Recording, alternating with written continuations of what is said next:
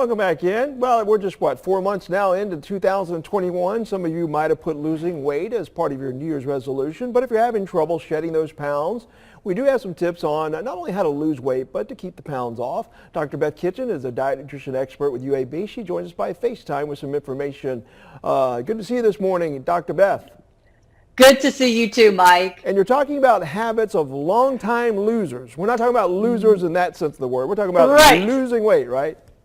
You're right. In this case, being a long-time loser is really a good thing, and that's weight loss. Because, Mike, as hard as losing weight is, keeping it off is actually harder. And what researchers find is that the habits that help you to keep the weight off are actually very different from the things that you do to take the weight off. And there's this thing called the National Weight Control Registry, and they've been studying this for years. They have people register with them who have lost at least 30 pounds and kept those 30 pounds off for at least a year. So we call these successful losers. And then they ask them, well, what are the things that you are doing to keep the weight off? Now, Mike, we have to really talk about here. This is one of those observational studies. So as we talk about these things that they're doing, we can't say they're causing their weight maintenance, but they're associated with their weight maintenance. And so a lot of people, over 5,000 people in this registry that they keep up with, and they've lost an average of 66 pounds and kept it off. So that's pretty good. That is pretty good. So, I've heard about the lonesome loser. I have not heard about successful losers. But as you mentioned, although this is an observational study, there are some things we can learn from them. So what can we learn from them that will help us? That's right.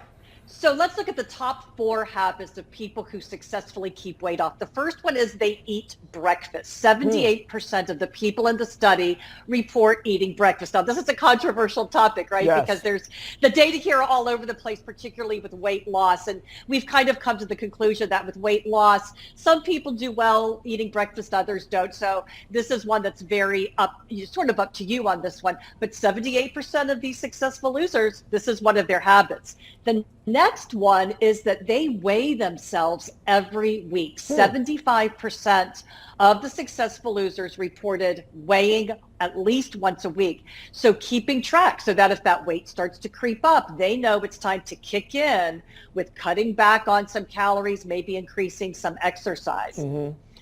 And then the next one is they don't watch a lot of TV. 62%. This one was like kind of shocking that anybody could have this much control over watching TV. Unless it's good to Alabama.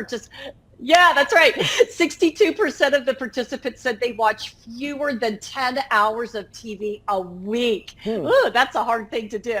Now, this last one, Mike, I think this is the most important one. And this is the one where there are a lot of other studies that show that this is one of the keys to weight loss maintenance, and that is exercising.